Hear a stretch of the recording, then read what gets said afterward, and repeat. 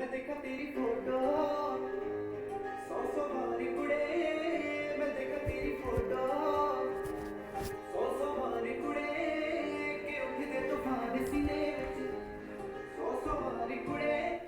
इनके तूफान का तो पता नहीं गाइस, बट आज आने वाला है केमिस्ट्री का तूफान। मैं यानी कि आप सबका फेवरेट प्रथित सर वापस आ चुका हूं आप लोगों के लिए लेके one of the most important videos of class 10th chemistry that includes the chemical reactions and the equations. तो तूफान का आना तो बिल्कुल तय है गाइस। वन शॉट में कंप्लीट करेंगे आज का ये पूरा का पूरा चैप्टर, एकदम मजा आ जाएगा। एमसीक्यूज भी है, it is gonna be a lot of fun. बहुत मजा करेंगे पूरी की पूरी वीडियो में। तो वीडियो में बने रहें। एंड अगर चैनल को सब्सक्राइब नहीं किया है गाइस तो क्या कर रहे हो भाई, जाके चैनल को सब्सक्राइब करो। बहुत अच्छे अच्छे वीडियोस हम लोग लेके आते हैं।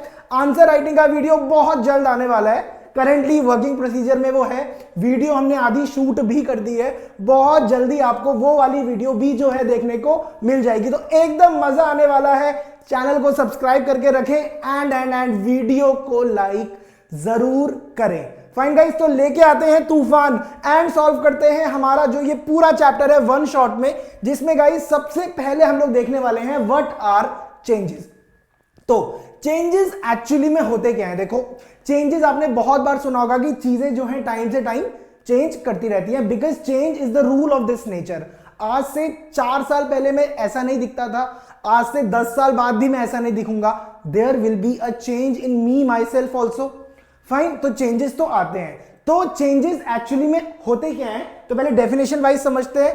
तो guys, a change is any alteration in the state, shape, size, colour, composition और the properties of a substance. इसके लिए मैं आपको एक बेस्ट एग्जांपल देखता हूं। आप लोग अज्यूम करो एक बड़ा सा जो रॉक है उसको आपने आप नदी के बगल में वो रॉक सिचुएटेड है। फाइन, अब क्या होगा ना गाइस, जब धीरे धीरे जो पानी है वो उससे पास करेगा, उस पासिंग की वजह से रॉक का जो शेप है वो थोड़ा सा चेंज हो जाएगा। फाइन, वो रॉक पहले बड़ा था तो घिसने की वजह से लगातार पानी का फोर्स उस पर लगेगा, तो उसका जो साइज है वो क्या हो जाएगा, श्रिंक हो जाएगा वो। फाइन, तो साइज में इस तरीके से चेंज आ सकता है। अब कंटिन्यूअस उस पर धूप पड़ रही है, धूप की वजह से, पानी की वजह से उस पर क्या हो जाएगा, उसके कलर में भी चेंज आ जाएगा। फाइन, उसकी कॉम्पोजिशन में भी चेंज आ सकता है एंड देन प्रॉपर्टीज में भी चेंज आ सकता है। ये सब हम चीजें देखेंगे, कैसे प्रॉपर्टीज में, कॉम्पोजिशन में, इन सब चीजों में चेंज आता है। वो सब बातें हम देखेंगे अभी पूरे चैप्टर में। बट बेसिकली अभी आप इतना समझो कि चेंज एक्चुअली में है क्या। तो गाइस, चेंज कुछ भी नहीं है। Change is just alteration in state, shape, size, colour and composition of the substance. Fine, एक और तगड़ा एग्जांपल लेते हैं। मेरे पास है मेरा पेन, मेरा जादुई पेन, जिससे मैं आपको बहुत अच्छे अच्छे कॉन्सेप्ट यहां पे करके दिखाता हूं। बट गाइस, जब ये पेन आया था ना, ये एकदम ब्रांड न्यू था जब, तो इसका जो कलर था वो एकदम जेट ब्लैक था, एकदम ब्लैक लगता था, बिल्कुल डैशिंग सा। बट समय के साथ लगातार यूसेज की वजह से जो देखो इसका कलर है थोड़ा सा ये डीकलराइज हो गया और इसका ब्लैक कलर जो है थोड़ा सा फीका पड़ गया। So this is a change. ये एक चेंज हो सकता है। आपने पेपर को लिया, आपने पेपर को आग लगा दी, this is also a change. Fine, आपने पेपर लिया और आपने पेपर को फाड़ दिया, this is also a change. On the same note, आपने एक लकड़ी का पीस लिया और आपने उसको तोड़ दिया, तो ये भी क्या है, ये भी चेंज है। कौन सी कैटेगरी में ये सारे चेंजेस आते हैं वो हम देखेंगे अब नेक्स्ट स्लाइड में। तो गाइस, सबसे पहले हम लोग समझते हैं कि चेंज कितने तरीके के होते हैं।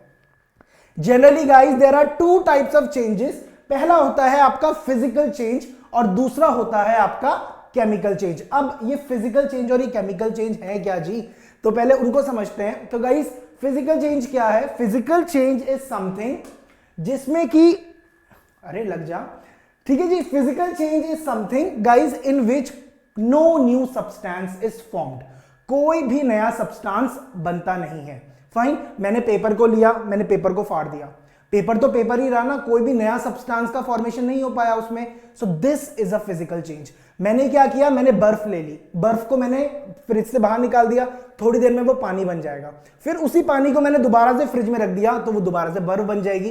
तो इस तरीके जो चेंजेस है ना, ये सारे के सारे कैटेगराइज होते हैं अंडर फिजिकल चेंज। बस एक चीज याद रखनी है कि फिजिकल चेंज में कोई भी नया सब्सटेंस का फॉर्मेशन नहीं होता है।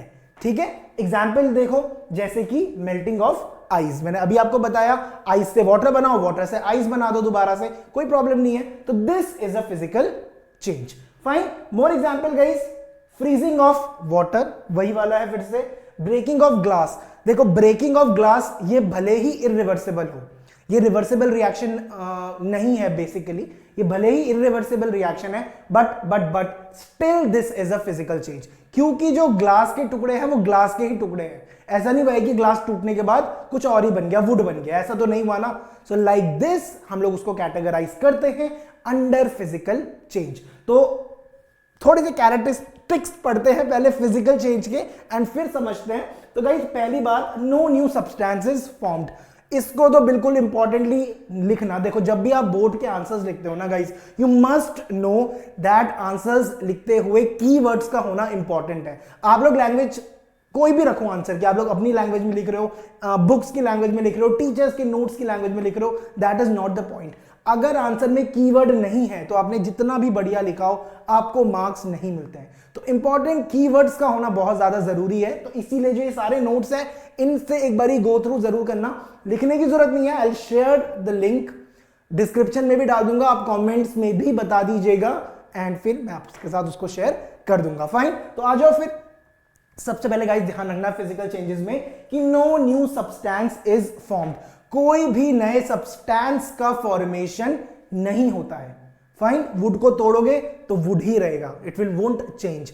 Fine, second, chemical composition remains the same, चीजों की केमिकल कॉम्पोजिशन पर भी कोई फर्क नहीं पड़ता है। फाइन, पेपर को फाड़ोगे स्टिल पेपर ही है, केमिकल कॉम्पोजिशन पे कोई चेंज नहीं आया उसकी। फाइन, तीसरी चीज यूजुअली रिवर्सिबल, इनको आप लोग रिवर्सिबल बोल सकते हो। यूजुअली लिखा है इसीलिए क्योंकि एक एग्जांपल भी बता दिया है कि इरिवर्सिबल वाले भी हो सकते हैं। ठीक है जी, तो यहां रखना यूजुअली दे आर रिवर्सिबल, इनको आप लोग रिवर्सिबल बोल सकते हो।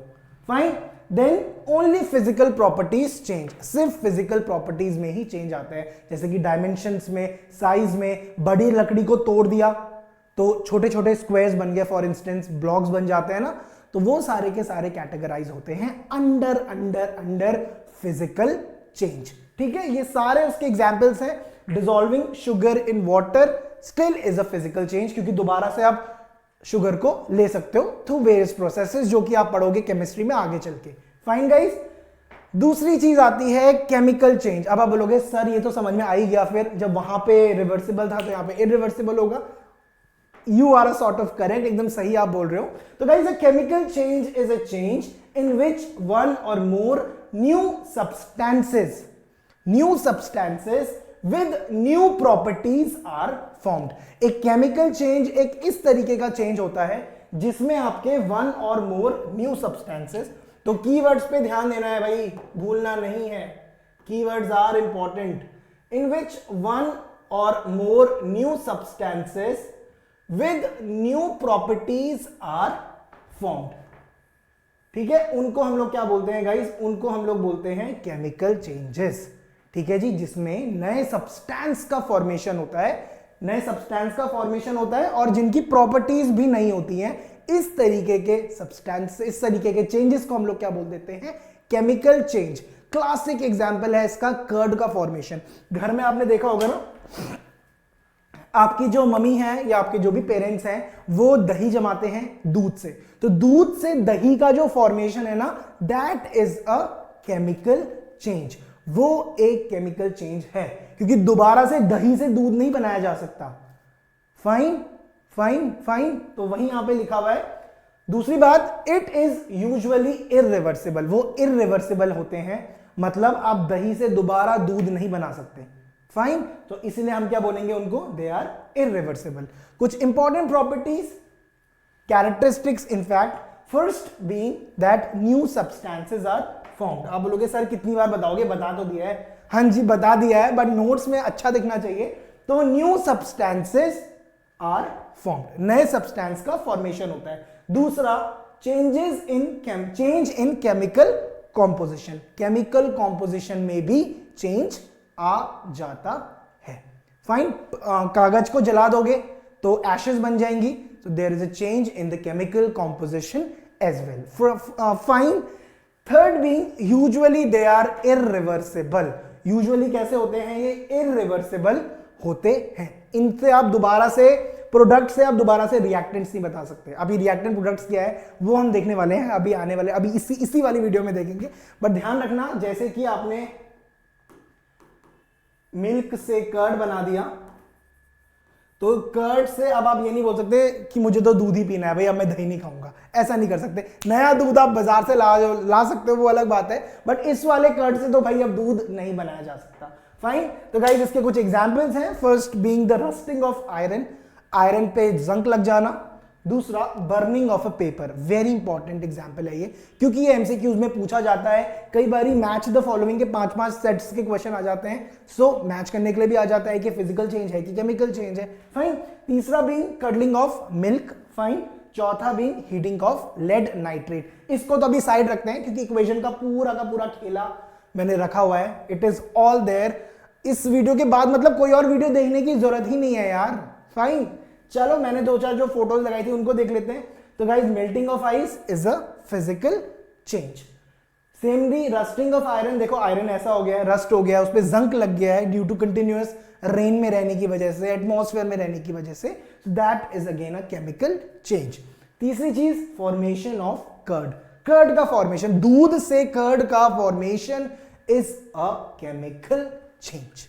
फाइन. अब ये एग्जाम में मार्क मत करके आना कि दोनों वाइट दिखते हैं तो फिजिकल चेंज है, नहीं, it is a chemical change. Sorted guys. चलो जी लेट्स मूव.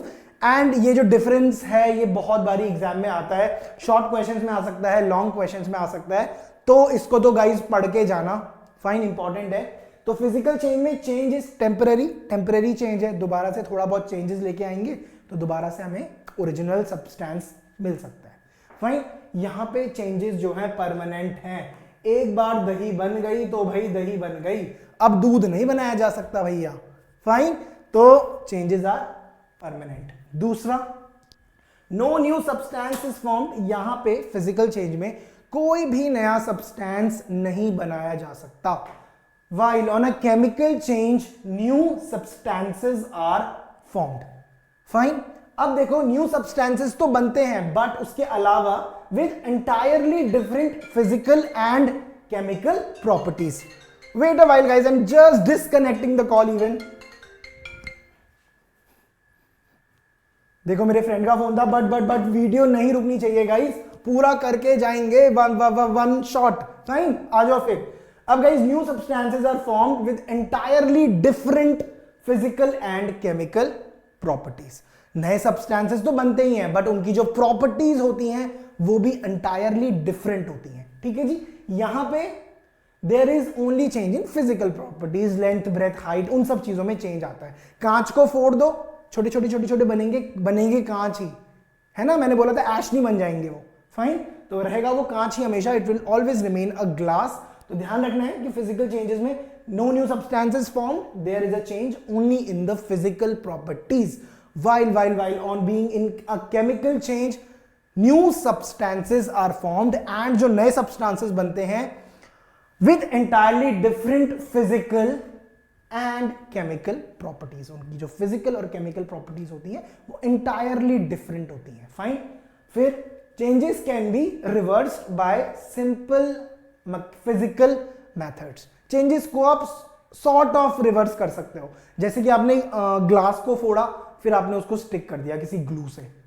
फाइन. आपने एक्वेरियम्स देखे होंगे ना, एक्वेरियम जिनमें फिशेस को हम लोग रखते हैं, तो वो ग्लासेस के पीसीस तो होते हैं, उनको हम लोग क्या करते हैं, जोड़ देते हैं using a special type of glue. तो यहां पे वही लिखा है कि changes can be reversed by physical methods. कोई फिजिकल मेथड लगाया और चेंजेस को आपने क्या करा, रिवर्स कर दिया. Fine. Then changes can not be reversed by simple physical method. Changes को यहां पर केमिकल मेथड्स पे रिवर्स नहीं किया जा सकता. ऐसा नहीं कर सकते कि कर्ड को उबाल के आप लोग फिर से दूध बना दो, ऐसा नहीं किया जा सकता. फाइन. तो इस बात का ध्यान रखना है, दोनों पॉइंट्स इंपॉर्टेंट हैं. मैं स्क्रीनशॉट लेने का टाइम दूंगा आपको. फिर एनर्जी मे और मे नॉट बी रिलीज्ड और अब्सॉर्ब्ड. इस पर्टिकुलर केस में हो सकता है क्योंकि कोई भी केमिकल रिएक्शंस इन्वॉल्व नहीं है इसमें, तो एनर्जी मे और मे नॉट बी रिलीज्ड या फिर अब्जॉर्ब। एनर्जी का बहुत ज्यादातर हम लोग बोलेंगे कि रोल इसमें नहीं होता है, मतलब रिलीजिंग में और अब्जॉर्प्शन में। फाइन, बल्कि यहां पे गाइस एनर्जी इज रिलीज्ड और absorbed during a chemical change. Chemical change के टाइम पे एनर्जी जो होती है रिलीज भी हो सकती है या फिर अब्जॉर्ब भी हो सकती है। किसके टाइम पे? केमिकल चेंजेस के टाइम पे। तो ये है गाइस आपके 4 इंपॉर्टेंट डिफरेंस। 5 नंबर का क्वेश्चन आएगा या 4 मार्क्स का क्वेश्चन आएगा, तो ये चारों को लिखना इंपॉर्टेंट है। फाइन फाइन, और यही मेथड से लिखना है, मतलब ऐसे लाइन खींच के। ऐसे मत लिख देना पहले फिजिकल चेंज फिर उसको आपने रायता फैला दिया, नहीं। फाइन, फिर guys any change that involves chemical change is called as a chemical reaction. वही बात दोबारा यहां पे लिख दिया। तो ये है major differences guys between the physical and the chemical changes. अब मैंने जैसा कि बोला था स्क्रीनशॉट लेने का टाइम दूंगा, फटाफट से क्विक स्क्रीनशॉट ले लो। Welcome back again guys, I hope सबने स्क्रीनशॉट ले लिया है। अब गाइस आगे बढ़ते हैं, क्योंकि पूरा का पूरा चैप्टर हमें केमिकल चेंजेस के बेसिस पे पढ़ना है। पहली चीज देखते हैं केमिकल रिएक्शंस। अब ये केमिकल रिएक्शन क्या है? देखो केमिस्ट्री की क्लास में आपने बेसिकली बहुत सारी रिएक्शंस इस तरीके की देखी होंगी, H2 plus O2 gives out H2O, या इस तरीके की जो रिएक्शंस है वो लिखी होती है जनरली। ये बहुत ही वेग इंफॉर्मेशन है, तो इस तरीके से जब आप लिखते हो ना, उनको आप लोग क्या बोलते हो? Chemical reactions. अब आप बोलोगे सर डेफिनेशन वाइज पहले बता दो, तो गाइस डेफिनेशन वाइज क्या है? The breaking and making of bonds between different atoms, fine, to produce new substances is called as a chemical reaction. एक सिंपल लैंग्वेज में समझो, एक सिंपल लैंग्वेज में समझो, जहां पे रिएक्टेंट से थ्रू केमिकल रिएक्शंस आप रिएक्टेंट से प्रोडक्ट्स को बना देते हो ना, इस तरीके के जो रिएक्शंस हैं उनको आप लोग बोलते हो केमिकल रिएक्शन। अब इसको थोड़ा सा डिटेल में देखते हैं, ठीक है? थोड़ा सा डिटेल में देखते हैं। सबसे पहले रिएक्शंस को समझने के लिए हमारे पास आती हैं केमिकल इक्वेशंस।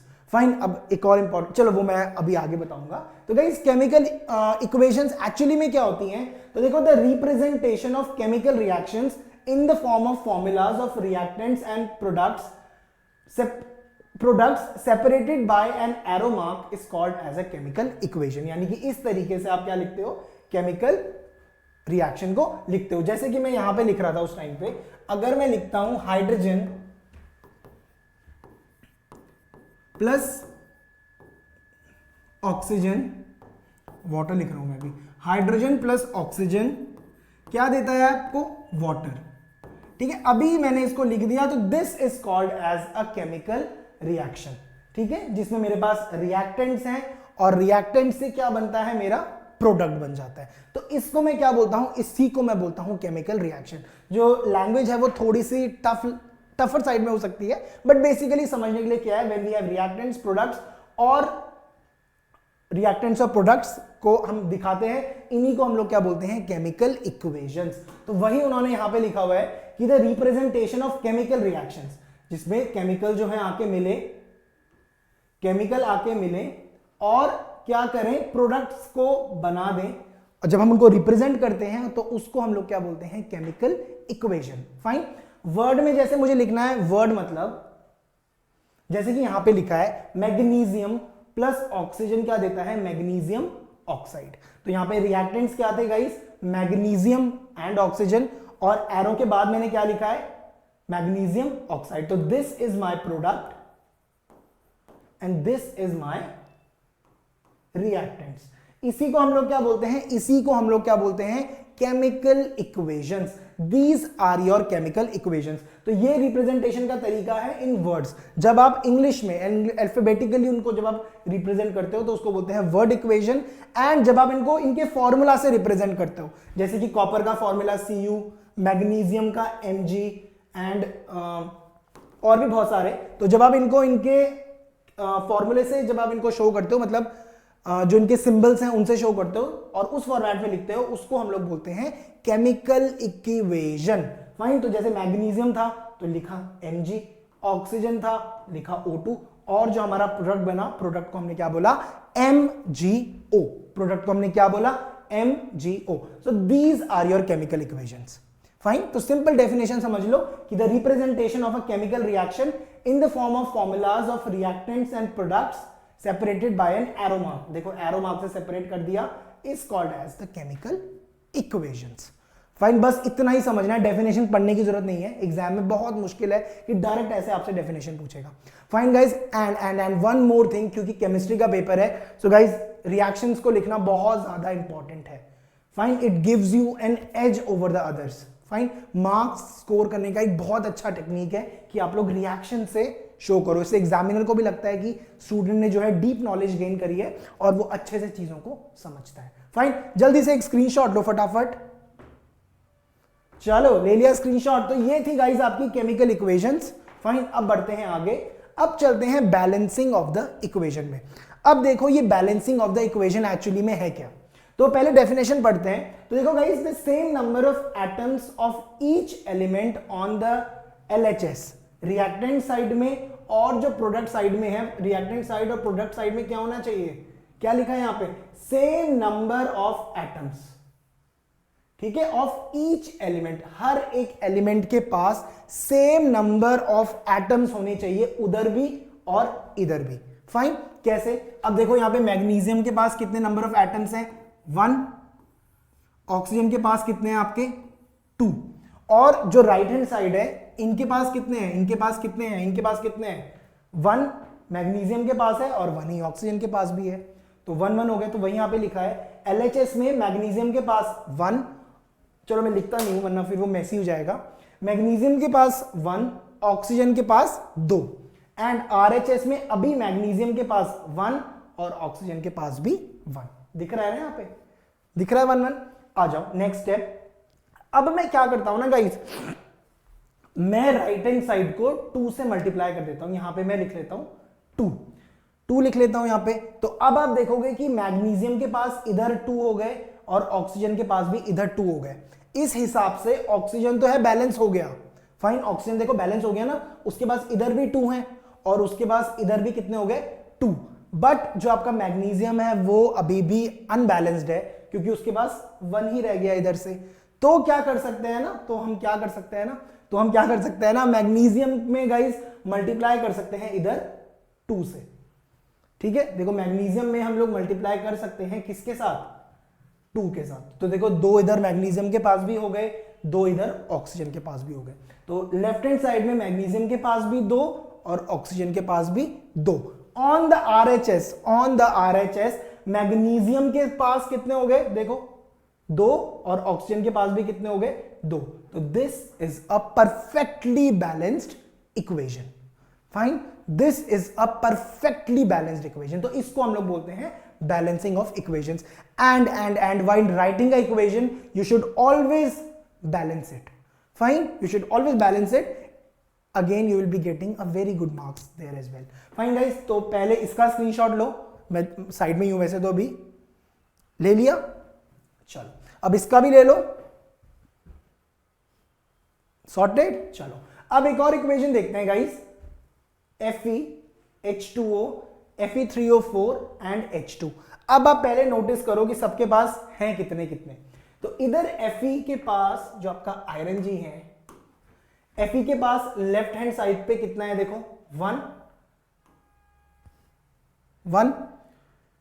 हाइड्रोजन के पास कितना है लेफ्ट हैंड साइड में, देखो 2। फाइन, एंड जो आपका ऑक्सीजन है गाइस उसके पास कितना है लेफ्ट हैंड साइड में, ऑक्सीजन के पास है लेफ्ट हैंड साइड में 1। सॉर्टेड हो गया। अब राइट हैंड साइड देखते हैं, क्या पता बैलेंस्ड ही हो राइट हैंड साइड।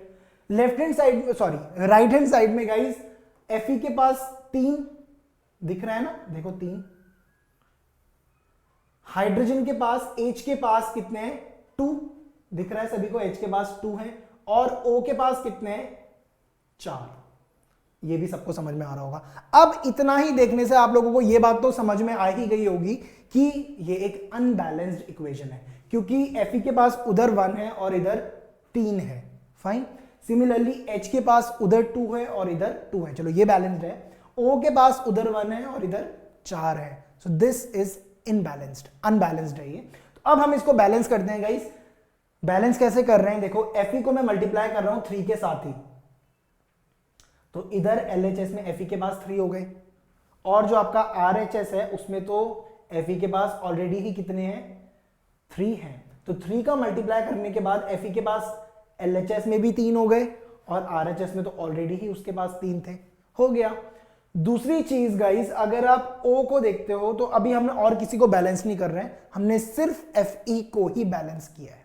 फाइन, समझ में आ गया, समझ में आ गया, Fe को ही बैलेंस किया है और Fe को ही किससे मल्टीप्लाई किया है, इधर 3 से। फाइन, तो वो Fe बैलेंस हो गया है दोनों तरफ, LHS और RHS में उसके पास 3 और 3 जो है आ गए हैं।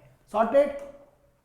चलो अब गाइस चलते हैं अपने ऑक्सीजन पे, क्योंकि H वाज ऑलरेडी बैलेंस्ड, तो फॉर बैलेंसिंग O, क्योंकि O के पास देखो इस तरफ 1 था और इधर तक कितने थे, 4, तो O को बैलेंस करने के लिए व्हाट आई डिड इज, मैंने इधर मल्टीप्लाई कर दी 4 की, और इधर तो वो ऑलरेडी ही कितना था, इधर वो ऑलरेडी ही कितना था, 4 था। ठीक है जी, तो मैंने क्या करा गाइस, मैंने जनरली H को 4 से इसको इंटू कर दिया। ठीक है जी, अब इसके बाद आप देखोगे ना गाइस कि जो आपका H था, मतलब LHS में Fe के पास अब कितने हो गए, 3, उस 3 की मल्टीप्लीकेशन की वजह से। H के पास कितने हो गए, देखो H के पास ऑलरेडी 2 थे, 4 से आपने इंटू कर दिया तो 4 2s are 8, H के पास कितने हो गए, 8, और ऑक्सीजन के पास आपने मल्टीप्लाई की वजह से कितने बना दिए, 4। क्लियर है। On the right hand side guys Fe के पास 3 बैलेंस्ड है, H के पास 2, अब H का जो बैलेंस है वो डिस्टर्ब हो गया है, बट ऑक्सीजन मतलब O is already balanced with 4। तो अब इस H को ठीक करते हैं, तो गाइस H को ठीक करने के लिए, क्योंकि H के पास राइट हैंड साइड पे 2 है और लेफ्ट हैंड साइड में क्या है, 8 है, तो मैं क्या करता हूं ना, मैं H को मल्टीप्लाई कर देता हूं with 4।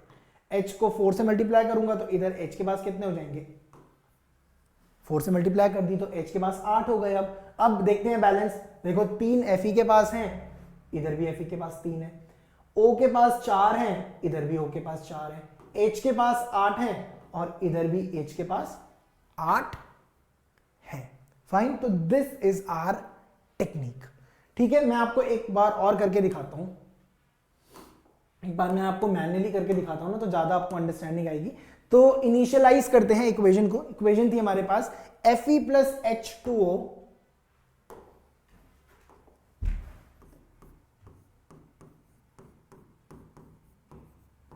gives out Fe3O4 plus H2। अब देखो जब आप इसको एग्जाम में बैलेंस करोगे ना गाइस, एग्जाम में वो उतने स्टेप्स देखो, अगर वो लॉन्ग क्वेश्चंस में आता है तो आपको लिखने पड़ेंगे, बट अगर शॉर्ट में आता है, fill in the blanks MCQs type में आता है कि बैलेंसिंग कितनी होगी, फिर आपको अपनी रफ शीट में करो और मस्त मार्क्स गेन करो। फाइन, आ जाओ फिर इधर गाइस, Fe के पास है 1, इधर है Fe के पास 3। फाइन, तो सबसे पहले मैं Fe को ही बैलेंस कर देता हूं इधर 3 से मल्टीप्लाई करके, तो इधर से मेरा Fe तो परफेक्टली बैलेंस हो गया। फाइन, H के पास इधर भी 2 है और इधर भी 2 है, अभी H बैलेंस्ड है, मैं जबरदस्ती नहीं छेड़ रहा हूं उसको। O के पास इधर है गाइस 1 और इधर है 4। ठीक है, तो O को बैलेंस करने के लिए मैं इधर गाइस 4 मल्टीप्लाई कर देता हूं। ये करने के बाद गाइस O तो बैलेंस हो जाता है, बट H डिस्टर्ब हो जाता है इस टाइम पे। H के पास कितने हो जाते हैं, इधर 8, तो इधर गाइस H को 8 बनाने के लिए जस्ट यहां पे 4 से इंटू कर दो और बस यू आर सॉर्टेड, तो हो तो गई बैलेंस। फाइन, ये तो बहुत इजीली बैलेंस हो रही है क्योंकि अभी आप बहुत छोटी क्लास में हो, सीनियर क्लासेस में डिफरेंट टेक्निक्स हैं to balance an equation. Fine, तो guys reaction becomes 3Fe plus 4H2O gives out Fe3O4 plus 4H2। देख लो सब बैलेंस्ड है इसमें। तो इस तरीके से छोटी मोटी मैथमेटिकल कैलकुलेशन से you can easily find out the balancing वाला पार्ट। स्क्रीनशॉट लो जल्दी। क्लियर, चलो अब वही मैंने यहां पे किया हुआ है, यहां पे थोड़ा सा स्टेप ज्यादा है, LHS लिखा है, RHS लिखा है, तो जो भी स्टूडेंट इस बेसिस पे करना चाह रहा है इजीली वो इसको कर सकता है। फाइन गाइस, देन फाइनली हमने क्या करा, बैलेंस करने के लिए O 4 था, फिर हमने 4 बना दिया एंड डायरेक्टली ये इक्वेशन जो है इस तरीके से बैलेंस हो गई। अब देखो Fe के पास लास्ट में Fe के पास 3 आ गए थे, इधर भी 3, H के पास 8, देखो ना, इधर से देखो अगर दिक्कत हो रही है तो Fe के पास इधर 3, इधर भी 3, इधर भी 3, बैलेंस्ड है। H के पास इधर 8 और इधर H के पास 4 2 8, 8, इधर O के पास 4 और इधर भी O के पास 4, देखो 4 और 4। तो this is the balancing of equations. दोनों एग्जांपल मैंने आपके देख लिए हैं। बाकी एग्जांपल गाइस अब एनसीईआरटी मतलब आपकी जो भी टेक्स्ट बुक है, इवन क्योंकि ये जो कोर्स है वो सभी के लिए है, जो भी बुक है उसमें जाके लीजिए और उसमें क्वेश्चंस होंगे, 5-10 क्वेश्चन लगा लो, आपका हाथ एकदम फिट सॉर्टेड बैठ जाएगा। अब गाइस कुछ इंपॉर्टेंट इक्वेशंस में हम लोग जो टर्मिनोलॉजीज को यूज करते हैं उसको यहाँ पे दिखाया हुआ है। तो गाइस यहाँ पे अगर थोड़ा सा डिम हो रहा है तो मैनेज कर लेना। Informative equations is the representation of physical, कुछ चीजें हम दिखाते हैं। सॉलिड्स को हम दिखाते हैं गाइस एस से, तो कहीं पे अगर आपको ऐसा दिखाई दे कोई भी एलिमेंट, कोई भी कंपाउंड लिखा है जैसे AS, तो आपको समझना है कि इट इज टॉकिंग अबाउट कि A जो है वो एक सॉलिड है। ये चार्ट का तो स्क्रीनशॉट जरूर ले लेना, इंपॉर्टेंट है ये। तो सॉलिड को भी शो बाय एस, लिक्विड दिखाना है तो I shall be using L, gas दिखानी है तो ये वाला सिंबल बहुत यूज करते हैं हम लोग, जैसे लिख देंगे H2 और इस तरीके से दिखा देंगे। तो आपको समझना है कि it is talking about a gas. या फिर देखो एक और चीज, एग्जाम में आजकल इस तरीके के क्वेश्चन बहुत आते हैं। कोई रिएक्शन हुई, आइडेंटिफाई बी बोल देगा वो, आइडेंटिफाई बी। तो कई बारी ना आप एलिमिनेट कर सकते हो डायरेक्टली, अगर आपको पता चल रहा है, क्योंकि यहां से पता चल रहा है कि बी एक गैस है, तो आप कुछ हद तक उसको एलिमिनेट करके आंसर फाइंड आउट कर सकते हो। ठीक है, तो ये रिप्रेजेंटेशन इसीलिए मैं बोल रहा था इंपॉर्टेंट है। फिर से मैं पेन उठा दिया, पेन को रख लेते हैं, आज मिनिमल पेन का यूज करेंगे क्योंकि पीडीएफ गंदी नहीं होनी चाहिए। गाइस अगर वाटर सॉल्युबल चीज है तो उसको दिखाएंगे AQ एक्विस से। प्रेसिपिटेट दिखाना है तो ऐसे दिखाएंगे, जो रेसिड्यू रह जाता है। Then reaction condition such as temperature, pressure, catalyst, उसको हम लोग एरो के ऊपर दिखाएंगे। कैटलिस्ट क्या होती है? देखो कैटलिस्ट एक इस तरीके का सब्सटेंस होता है जो रिएक्शन के रेट को ऑल्टर कर देता है, बढ़ा भी सकता है, घटा भी सकता है।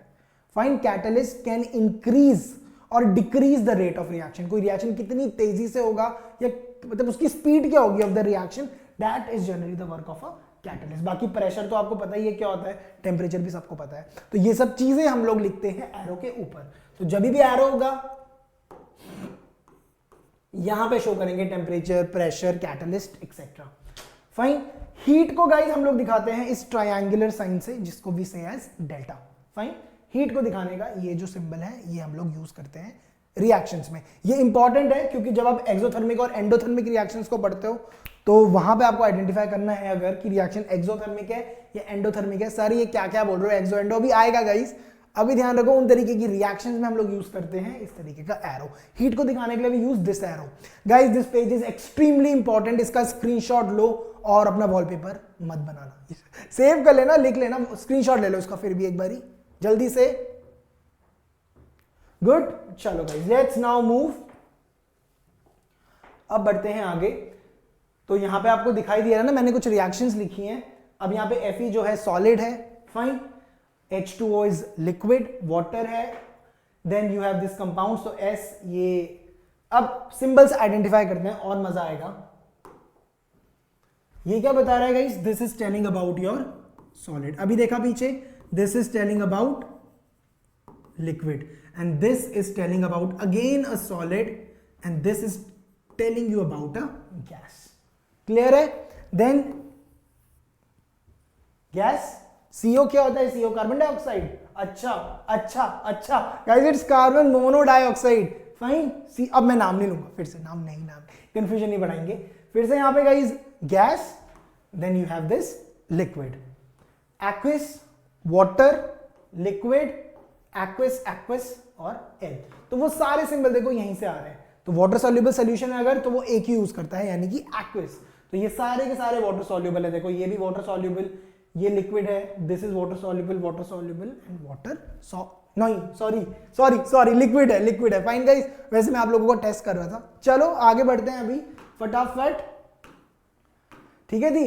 अब गाइस अब हम लोग चलते हैं टाइप्स ऑफ रिएक्शन पे। सिर्फ एक ही टाइप की रिएक्शन नहीं होती कि आपने कागज को जला दिया और गाना गा लिया बेख्याली, नहीं, ऐसा नहीं होता है guys. There are different types of reactions जो अब हम लोग पढ़ेंगे इस पर्टिकुलर चैप्टर में, first being your combination reaction, then you have decomposition reaction, then you have displacement reaction, then you have double displacement reaction, then you have oxidation, then you have reduction, redox reaction, precipitation, exothermic and endothermic. देखो आ गया ना, बोला था आ जाएगा, परेशान मत होना, सब कुछ है इस वाले में। इनके आप नाम एक बार स्पेसिफिक छोड़ो, स्क्रीनशॉट ले लो, मैं साइड हो जाता हूं।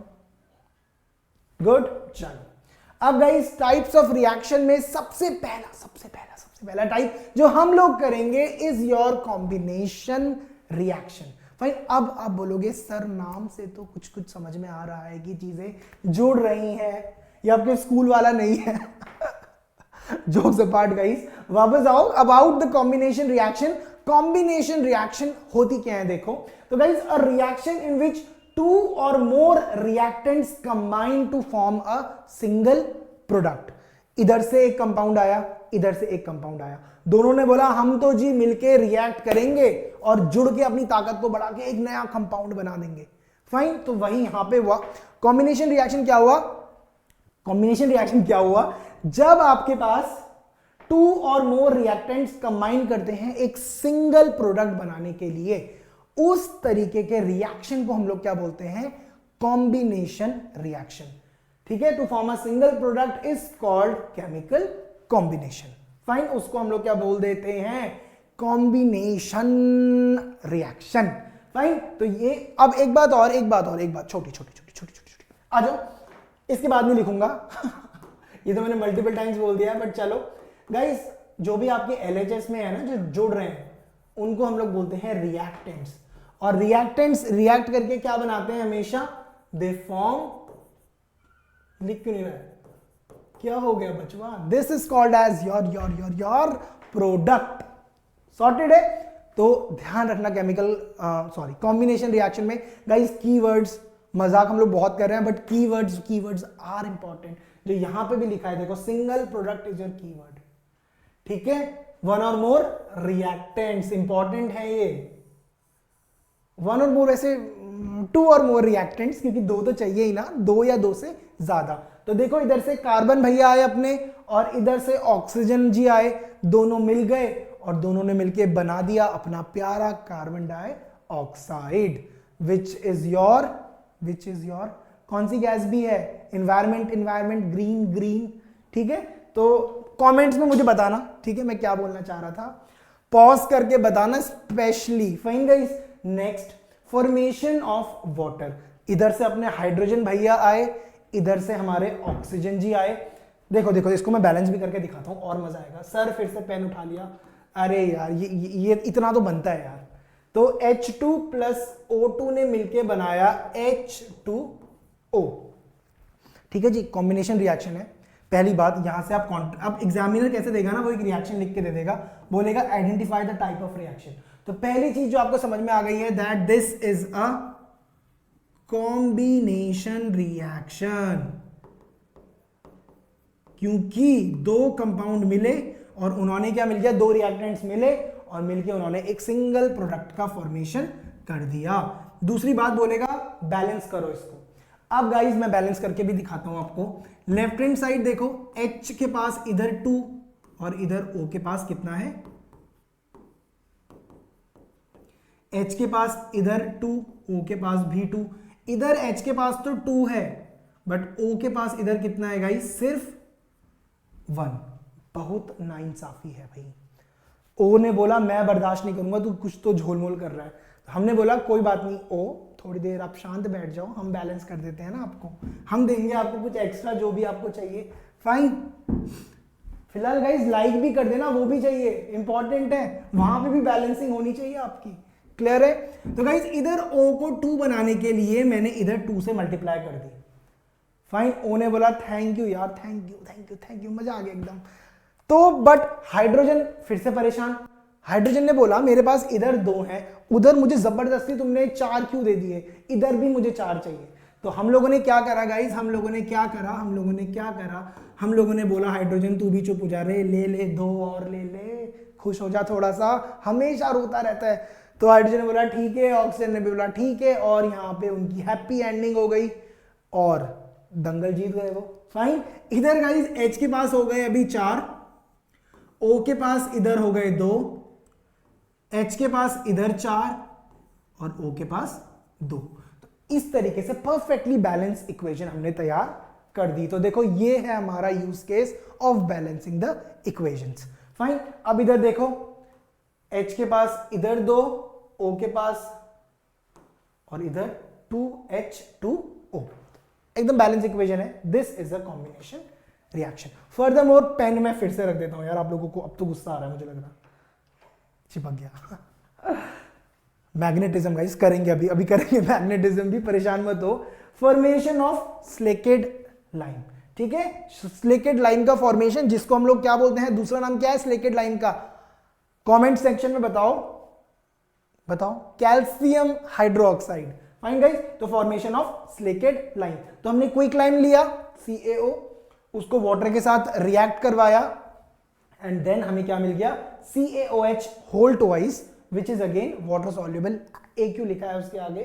तो गाइस इसको प्लीज ध्यान रखना गाइस, ये जो आपका फॉर्मूला है ना, ये कई बारी एग्जाम में डायरेक्टली पूछा जाता है, वो इसका नाम पूछता है या फिर MCQ में पूछेगा, या तो शॉर्ट क्वेश्चन जो 2 नंबर वाले क्वेश्चन होते हैं ना, वहां पे वो ये भी बोल सकता है कि स्लेकेड लाइन का या फिर कैल्शियम हाइड्रोक्साइड का फॉर्मूला लिखकर दिखाओ।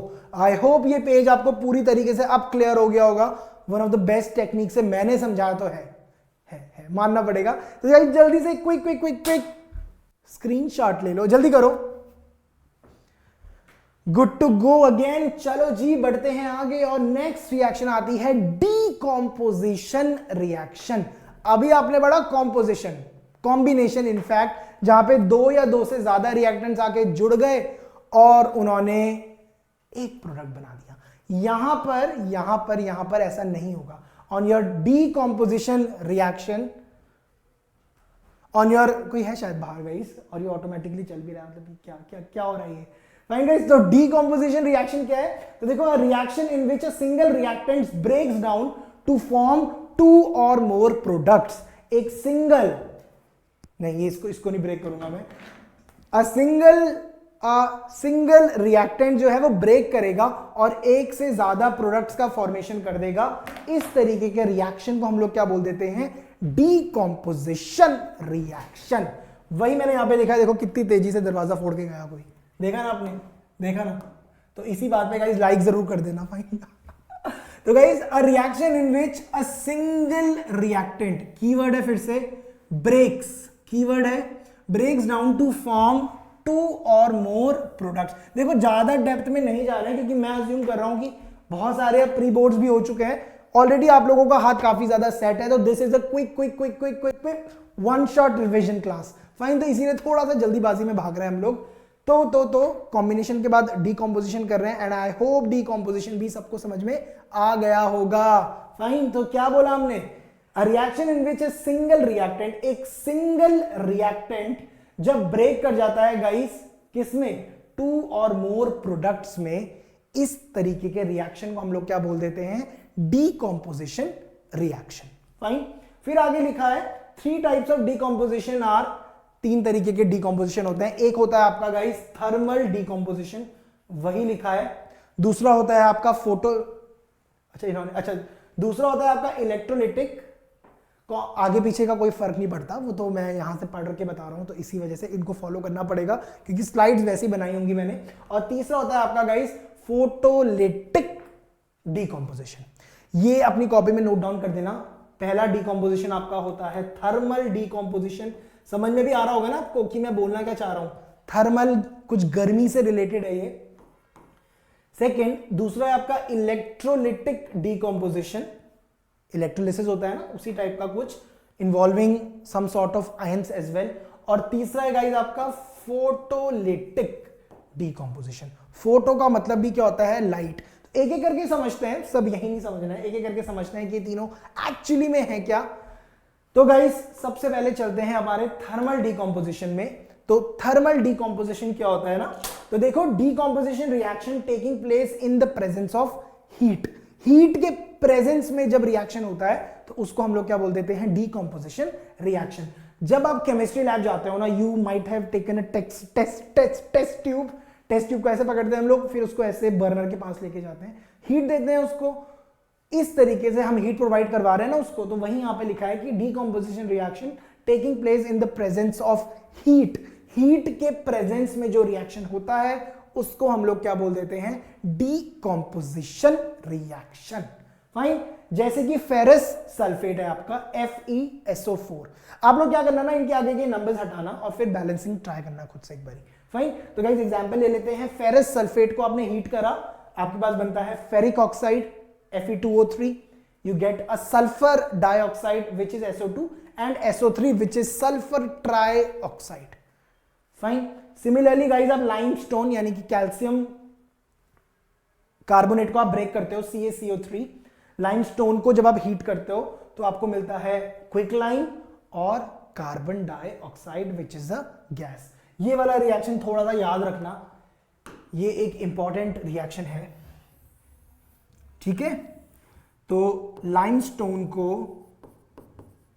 जब भी आप हीट करते हो, सिंबल यूज नहीं करा है उसने, हम लोग करते हैं, कोई बात नहीं यार, हीट करते हो तो आपको मिलता है quick lime and you get carbon dioxide. Then lead nitrate PbNO3 whole twice को जब आप हीट करते हो आपको मिलता है PbO which is your lead oxide, you get nitrogen dioxide and you get oxygen. तो ये सारी की सारी जो आपकी रिएक्शंस हैं, these are your decomposition reaction, उसमें भी specifically thermal decomposition. Fine guys, quick screenshot ले लो गाइस जल्दी से। फाइन, सॉर्टेड, बढ़े आगे, बढ़े आगे, एक सेकेंड, हाँ एक second there. Oh, I thought मैंने रिकॉर्डिंग ऑन नहीं की है, बट इट वॉज ऑन। उफ, धक धक हो गया था एकदम से गाइस। चलो अब चलते हैं गाइस आपके दूसरे पे, विच इज योर, देखो मैंने बोला था ना सेकंड में फोटोलिटिक, स्लाइड्स बनाते हुए मैंने फोटोलिटिक को ही सेकंड लिखा था, बट भूल गया था मैं थोड़ा सा। फाइन गाइस, तो स्क्रीनशॉट ले लो जल्दी से, पहले पीछे वाले का स्क्रीनशॉट, मैं साइड हो जाता हूं। चलो गाइस ले लिया स्क्रीनशॉट, अब बढ़ते हैं आगे आगे आगे to your guys photolytic decomposition. अब देखो, decomposition reaction taking place in the presence of light. Photo का मतलब ही है गाइस लाइट, फोटोसिंथेसिस आपने पढ़ा होगा क्लास 10th में ही तो हो आप, जूनियर क्लासेस में भी पढ़ा होगा, तो फोटोसिंथेसिस रिएक्शन आपने पढ़ी होगी। तो गाइस फोटो का मतलब होता है लाइट, तो यहां से आपको आइडेंटिफाई करना है। तो एक इस तरीके की डीकॉम्पोजिशन रिएक्शन जो कि हो इन the presence of light, light के प्रेजेंस में होने वाली डीकॉम्पोजिशन रिएक्शन, सनलाइट है जैसे, उसकी प्रेजेंस में होने वाली डीकॉम्पोजिशन रिएक्शन को हम लोग क्या बोल देते हैं, we say it as photolytic decomposition.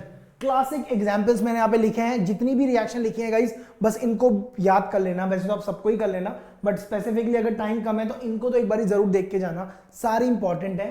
तो गाइस सबसे पहले AgCl which is your silver chloride, उसका रिएक्शन कर रहे हैं सनलाइट में, तो हमें क्या मिलता है Ag सिल्वर एंड Cl2 यानी कि क्लोरीन। ये AgOg वाला Ag नहीं है गाइस, ये सिल्वर वाला Ag है। फाइन, तो AgCl यानी कि सिल्वर क्लोराइड को जब हम रिएक्ट कराते हैं in the presence of sunlight तो वो डीकंपोज हो जाता है to Ag and your chlorine. Fine, next being guys AgBr which is silver bromide, important reaction है ये वाली भी। इसको जब आप सनलाइट में लेके जाते हो तो you get a silver, Ag मिलता है आपको एंड आपको मिलता है bromide, sorry you get bromine. Fine guys, तो silver bromide in the presence of sunlight gives you silver and bromine. Sir अच्छा मौका है सिल्वर लूटने का, अच्छा जी। तो रिएक्शंस गाइस याद रखना। फाइन, नेक्स्ट आते हैं towards your electrolytic decomposition, screenshot last में ले लेना क्योंकि एक ही पेज है। तो गाइस इलेक्ट्रोलाइटिक डीकॉम्पोजिशन क्या होता है, अब देखो, decomposition reaction taking place in the presence of electricity. Electricity की प्रेजेंस में जब हम लोग रिएक्शन को करते हैं ना, उसको हम लोग बोलते हैं इलेक्ट्रोलाइटिक डीकॉम्पोजिशन। देखो सीनियर क्लासेस में आप इसको इन डेप्थ पढ़ते हो, कैसे आयंस में ब्रेक होता है, कैथोड होती है, एनोड होती है, उसके पास जाते हैं कैटाइंस एनाइंस, तो वो बहुत लंबा कॉम्प्लेक्स प्रोसेस है। 10th क्लास में उतना ज्यादा कॉम्प्लेक्स हम लोग नहीं जाते हैं, हम लोग जनरली पढ़ते हैं अबाउट द इलेक्ट्रोलाइटिक डीकंपोजिशन। तो guys decomposition reaction taking place in the presence of electricity. Electricity की प्रेजेंस में जो भी डीकंपोजिशन होता है उसको we say it as the electrolytic decomposition. Fine, reaction देखते हैं गाइस। तो वाटर को आपने क्या करा, इलेक्ट्रोलिसिस किया उसका, तो वो टूट जाएगा अपने प्यारे प्यारे हाइड्रोजन और ऑक्सीजन में, जिसके लिए अभी इतनी लड़ाई हो रही थी। सीधे इलेक्ट्रोलिसिस की वजह से वाटर ब्रेक हो जाएगा। फाइन, तो अगर वो न्यूज वाले बनाते हैं ना खबरदार, तो ये बिल्कुल वैसा ही है। तो गाइस इलेक्ट्रोलिसिस की वजह से जो आपका वाटर है that gets break into your hydrogen and oxygen. Sorted, screenshot लो जल्दी। क्लियर? चलो अब गाइस आगे बढ़ते हैं। कॉम्बिनेशन भी हो गया, डीकंपोज भी वो हो गए। अब चलते हैं डिस्प्लेसमेंट रिएक्शन पे। अब ये डिस्प्लेसमेंट रिएक्शन क्या है उसको देखते हैं। तो guys when a more reactive element, जब एक ज्यादा रिएक्टिव एलिमेंट डिस्प्लेस कर देता है लेस रिएक्टिव एलिमेंट को from its compound, it is called as a displacement reaction. अब इसको एक एग्जाम्पल से समझते हैं। क्लास में अगर अभी मैं टॉपर हूं फॉर एग्जाम्पल, फाइन मैं टॉपर हूं, मैं फर्स्ट आता हूं क्लास में नए एडमिशन्स होते हैं और जो ये टॉपर वाली पोजीशन है वो भी मैंने एक्वायर कर रखी है। क्लास में न्यू एडमिशन्स होते हैं और एक नया बच्चा आता है जो मुझसे भी ज्यादा इंटेलिजेंट है, तो इस पोजीशन को वो क्या करेगा, मुझे हटा के ऑक्यूपाई कर देगा। तो उसने क्या करा, उसने मुझे कर दिया डिस्प्लेस। ठीक है, तो वही लिखा है यहां पे भी, जब एक ज्यादा reactive element fine from its compound, मतलब वो लेस रिएक्टिव एलिमेंट को रिप्लेस कर दे, उसको मैं बोलता हूं डिस्प्लेसमेंट रिएक्शन। यहां पे मैं लेस रिएक्टिव था उसके मुकाबले में, ठीक है, आई वाज लेस रिएक्टिव। उस सब के लिए एक सीरीज होती है, वो सब आप बाद में देखोगे अपनी सीनियर क्लास में, इनफैक्ट 11th में भी वो है। तो मैं क्योंकि उसके हिसाब से लेस रिएक्टिव था, तो उसने मुझे क्या करा, मेरी पोजीशन से डिस्प्लेस कर दिया। फाइन, तो वही है गाइस डिस्प्लेसमेंट रिएक्शन। अब इसके कुछ रिएक्शंस देखते हैं। आयरन और कॉपर सल्फेट CuSO4। अब क्या करा, जो आयरन था वो SO4 के साथ जुड़ गया, है ना, और उसने कॉपर को क्या करा, इस रिएक्शन से बाहर कर दिया। फाइन, बाहर कर दिया तो उसने क्या करा, डिस्प्लेस कर दिया। फाइन, तो एकदम वही रिएक्शन यहां पे लिखी हुई है। सेम चीज जिंक था गाइस आपके पास, जिंक ने भी क्या करा, कॉपर को बाहर कर दिया। तो आप बोलोगे सर कॉपर के साथ तो बहुत बुरा हो रहा है गाइस, तो आप लोगों को कॉपर नहीं बनना है, you have to be highly reactive guys. Fine, then you have this lead. Lead ने भी क्या करा, वो जुड़ गया Cl2 के साथ और कॉपर को उसने भी बाहर कर दिया। फाइन, तो all of these are your displacement reactions. Sorted है, क्लियर है? चलो अब गाइस डिस्प्लेसमेंट हो गई। अरे स्क्रीनशॉट तो लिया ही नहीं, स्क्रीनशॉट ले लो गाइस। क्लियर? चलो डिस्प्लेसमेंट हो गई गाइस। अब चलेंगे डबल डिस्प्लेसमेंट में। अब डबल गेम खेलेंगे, डबल। तो अब ये डबल डिस्प्लेसमेंट रिएक्शन क्या है, देखो, the reaction in which two different ions or group of atoms in a reactant molecules are displaced. वो अपनी पोजीशन को डिस्प्लेस कर देते हैं। वही लिखा है ना अभी, टू डिफरेंट आयंस और ग्रुप्स ऑफ एटम्स, वो जब अपनी पोजीशन को डिस्प्लेस कर देते हैं, इस तरीके के रिएक्शन को हम लोग क्या बोल देते हैं, डबल डिस्प्लेसमेंट रिएक्शन। अब यहां पे देखो आपके पास था सोडियम सल्फेट, यहां पे था बेरियम क्लोराइड। तो जो आपका ये बेरियम था गाइस, वो किसके साथ जुड़ गया, SO4 के साथ। जो ये था बेरियम, दैट जो आपका Ba था वो SO4 के साथ चला गया और Na जो है वो Cl के साथ चला गया और उसने यहां पे सॉल्ट बना दिया NaCl। तो इस तरीके की रिएक्शन को हम लोग क्या बोल देते हैं, डबल डिस्प्लेसमेंट रिएक्शन। जहां पर टू डिफरेंट आयंस या फिर ग्रुप ऑफ एटम्स अपनी पोजीशन को क्या कर देते हैं ना, डिस्प्लेस कर देते हैं एक दूसरे से। इस तरीके के रिएक्शन को क्या बोला जाता है, double displacement reaction. Fine guys, take a quick screenshot. चलो जी, ले लिया स्क्रीनशॉट। अब गाइस आगे बढ़ते हैं towards the oxidation and your reduction. Fine, oxidation and reduction पढ़ते हैं। सबसे पहले गाइज ये इंपॉर्टेंट है कि क्लास 11th में भी इसका एक चैप्टर है, इसके थ्रू आप बैलेंसिंग भी करते हो, ऑक्सीडेशन एंड रिडक्शन वाला पूरा का पूरा चैप्टर है। यहाँ पर उतना डेप्थ में हम लोग नहीं जा रहे हैं, we are just touching the surface. Fine. तो guys the process of addition of oxygen to a substance or removal of hydrogen from a substance is called as oxidation. तो ऑक्सीडेशन क्या है ऑक्सीडेशन गाइस? तो the process of addition of oxygen, ठीक है, to a substance, या तो आप किसी सब्सटेंस में ऑक्सीजन को क्या करो, ऐड कर दो और रिमूव कर दो हाइड्रोजन को फ्रॉम अ सब्सटेंस। तो इस तरीके के रिएक्शन को हम लोग क्या बोल देते हैं, we say it as oxidation reaction. Fine. तो देखो यहां पे कॉपर था आपके पास, कॉपर को आपने ऑक्सीजन के साथ रिएक्ट करवाया और आपको मिल गया CuO which is your copper oxide. Addition हो गया ना ऑक्सीजन का, so this is your oxidation reaction. On the contrary guys, the process of removal of oxygen from a substance और addition of hydrogen, बस उसका एकदम उल्टा। यहां पे आप लोग क्या कर रहे हो, रिमूव कर रहे हो ऑक्सीजन को, ठीक है, या फिर ऐड कर रहे हो हाइड्रोजन को। तो इस तरीके के रिएक्शन को आप लोग क्या बोल देते हो, रिडक्शन रिएक्शन। देखो कॉपर ऑक्साइड था, फिर से यही वाला, इसको हमने H2 पे ऐड किया तो बना कॉपर और H2O। फाइन। तो देखो ऑक्सीजन को वहां से आपने हटा दिया ना Cu से, ठीक है। तो इस तरीके के रिएक्शन को हम लोग क्या बोलते हैं गाइस, रिडक्शन। आई होप ये दोनों डेफिनेशंस आपको समझ में आई होंगी और इनके जो रिएक्शंस हैं वो भी आप समझ गए होंगे। बिल्कुल बेसिक पढ़ा हमने, स्क्रीनशॉट लो जल्दी, फिर आगे बढ़ते हैं। चलो नेक्स्ट। अब गाइस रिडॉक्स रिएक्शन, अभी आपने ऑक्सीडेशन भी पढ़ा और अभी आपने रिएक्शन भी पढ़ा, सॉरी रिडक्शन भी पढ़ा। अब देखो एक ऐसी रिएक्शन गाइस जो ऑक्सीडेशन और रिडक्शन दोनों इन्वॉल्व करती है, इस तरीके की रिएक्शन को हम लोग क्या बोल देते हैं, रिडॉक्स रिएक्शन। डेफिनेशन पढ़ते हैं पहले।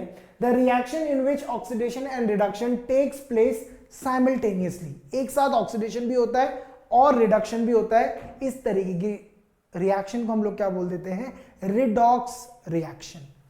फाइन। अब यहां पे देखो CuO था आपके पास, H2 था, यही वो पिछली वाली रिएक्शन है, ठीक है। तो देखो यहां पे आपने क्या करा, आपने यहां से ऑक्सीजन को रिमूव कर दिया, है ना, ऑक्सीजन को आपने रिमूव कर दिया, रिडक्शन। फाइन। एंड यहां पर देखो H2 पे आपने क्या करा, ऑक्सीजन को ऐड कर दिया, so this becomes oxidation. Fine. तो देखो मैं एक रिएक्शन लिख के दिखा देता हूं आपको, ये वाली कर लेते हैं, CuO plus H2 gives out Cu plus H2O। तो इसमें देखो Cu में आपने क्या करा, ऑक्सीजन को रिमूव कर दिया। फाइन। आपने यहां से रिमूव कर दिया ऑक्सीजन को, रिमूव कर दिया ऑक्सीजन को, तो ये क्या हो गया आपका, रिडक्शन। फाइन। और यहां पर आपने ऐड कर दिया ऑक्सीजन को, फाइन, ऐड कर दिया, तो ये क्या हो गया आपका, ऑक्सीडेशन। क्लियर है। एक और एग्जांपल देखते हैं गाइस, Fe3O4 है हमारे पास एंड इसमें देखो आपने यहां से ऑक्सीजन को हटा दिया, रिमूवल कर दिया आपने ऑक्सीजन का, दिस बिकम्स योर रिडक्शन। वहीं पे H2 में आपने O को ऐड कर दिया, तो ये बन गया आपका ऑक्सीडेशन। एडिशन हो गया ना यहाँ पे ऑक्सीजन का, this is your oxidation. Fine. तो सिंपल सी बात है, एक ऐसा रिएक्शन जिसमें एक साथ और रिडक्शन भी हो रहा हो और ऑक्सीडेशन भी हो रहा हो, इस तरीके के इक्वेशन को हम लोग क्या बोल देते हैं, इस तरीके के रिएक्शन को हम लोग क्या बोल देते हैं, redox reaction. Fine guys, screenshot लो, थोड़ा थोड़ा मेरी बैटरी भी डाउन होने लग गई है, बट नहीं पूरा करेंगे, स्क्रीनशॉट लो जल्दी। चलो गाइस, तो ले लिया स्क्रीनशॉट। अब बढ़ते हैं आगे और चलते हैं अपने प्रेसिपिटेशन रिएक्शन पर। अब प्रेसिपिटेशन रिएक्शन होता क्या है, डेफिनेशन तो पढ़ेंगे गाइस 2 मिनट बाद, बट पहले मैं आपको बता देता हूं कि what actually the precipitation reaction is. तो देखो गाइस, प्रेसिपिटेशन रिएक्शन क्या रिएक्शन होता है ना, इसमें क्या होता है, दो एक्वस सॉल्ट्स जब मिलते हैं और एक इनसॉल्यूबल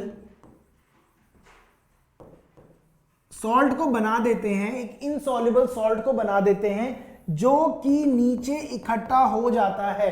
तो इस तरीके की रिएक्शन को हम लोग क्या बोल देते हैं, इस तरीके की रिएक्शन को हम क्या बोलते हैं, प्रेसिपिटेशन रिएक्शन। तो सिंपल सी बात है, सिंपल सी बात है, सिंपल सी बात है। तो जब आपके दो एक्वस सॉल्ट्स, कट है यहां से फिर से, शिट,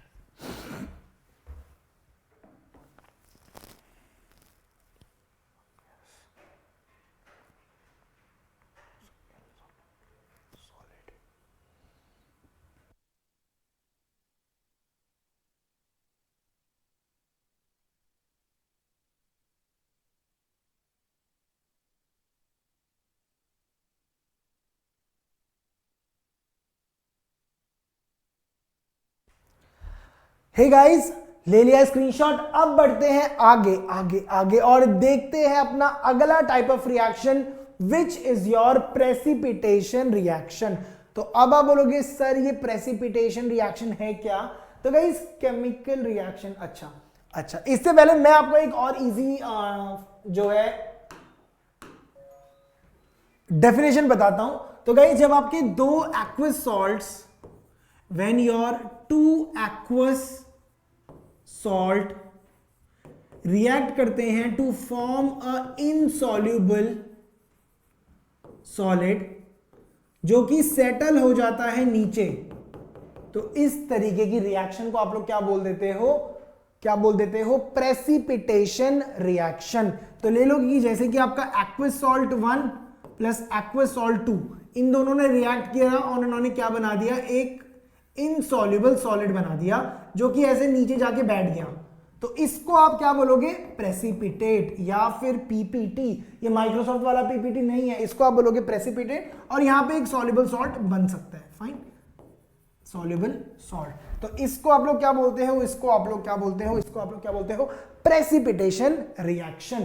तो आई होप आपको समझ में आ गया होगा। तो ये देखो ना, दो एक्वस सॉल्ट मिले और इन्होंने क्या करा, एक प्रेसिपिटेट बना दिया जो कि नीचे बैठ गया और बना दिया एक सॉल्युबल सॉल्ट।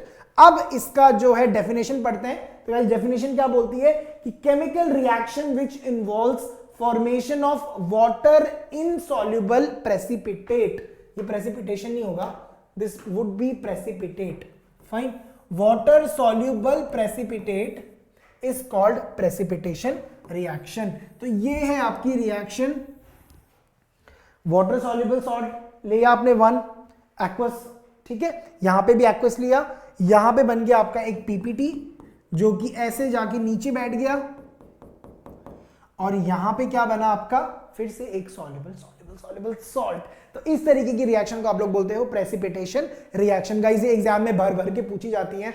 इवन प्रेसिपिटेट का कलर जो है वो भी पूछा जाता है एग्जाम में, वो हम देखेंगे अभी आगे आगे आगे। आप जल्दी से एक स्क्रीनशॉट ले लो इसका, क्लियर है? चलो लेट्स मूव गाइस। अब चलते हैं आगे टू योर एक्सोथर्मिक रिएक्शन। देखो दो होती हैं आपके पास रिएक्शंस, नहीं होती तो बहुत सारी हैं, बट इस कैटेगरी की दो इंपॉर्टेंट रिएक्शंस है आपके पास। First being your exothermic reaction and second being endothermic reaction. अब ये एक्सोथर्मिक रिएक्शन क्या होती है? तो देखो एक इस तरीके की रिएक्शन जिसमें आपकी जो हीट है वो बाहर निकलती है, इवोल्यूशन होता है हीट का। इस तरीके की रिएक्शन को आप लोग क्या बोल देते हो, एक्सोथर्मिक रिएक्शन। जैसे कि आपने मीथेन को, CH4 को आपने ऑक्सीजन के साथ रिएक्ट करवाया तो आपको मिलता है कार्बन डाइऑक्साइड, वाटर और इसी के साथ जो है यहां पे एनर्जी भी रिलीज होती है, फाइन। तो इस तरीके की रिएक्शन को आप क्या बोल देते हो, एक्सोथर्मिक रिएक्शन, जहां पर क्या होती है, हीट एनर्जी निकलती है बाहर। ऐसी रिएक्शन को हम लोग क्या बोल देते हैं, क्या बोल देते हैं, exothermic reaction, fine. Decomposition of vegetables into a compost is an example of exothermic reaction। Important है, इन्वायरमेंट पर्सपेक्टिव से भी इंपॉर्टेंट है, तो इसको भी ध्यान रखिएगा। कंपोस्ट क्या होता है, जहां पे आप ऐसा समझ लो लेमन लैंग्वेज में इनफैक्ट कि आप लोग खाद को बनाते हो using the waste of your kitchen like the vegetable peels etcetera, fine. तो यहां पे ध्यान रखना, एक्सोथर्मिक रिएक्शन में हीट हमेशा निकलती है। इस तरीके की रिएक्शन को हम लोग क्या बोल देते हैं, क्या बोल देते हैं, exothermic reaction. On the contrary guys, अच्छा एक्सोथर्मिक के बारे में भी और भी है, चलो पढ़ लेते हैं फिर तो। Exothermic reactions are chemical reactions in which heat energy is release, evolve होती है, हीट एनर्जी रिलीज कर देती है एनवायरमेंट में। फाइन, अब देखो एक बात तो यहीं से आपको क्लियर हो जानी चाहिए, क्योंकि हीट एनर्जी निकल रही है गाइस, निकल रही है, तो जो टेम्परेचर होता है ना वो भी इससे इंक्रीज हो जाता है थोड़ा सा। फाइन, तो गाइस पहली इंपॉर्टेंट चीज, respiration is an exothermic process. When you respire it is a exothermic process. Fine, दूसरी चीज, the food that we intake is broken down into simpler substances such as your carbs, protein, fats during digestion, और जिससे हमें क्या मिलती है, energy. Fine, then carbohydrates या फिर कार्ब्स आपकी लैंग्वेज में, thus absorbed are broken down to glucose। Fine, जो आपके कार्ब्स होते हैं वो टूटते हैं ग्लूकोज में, and glucose combines with oxygen in cells of our body and provide energy।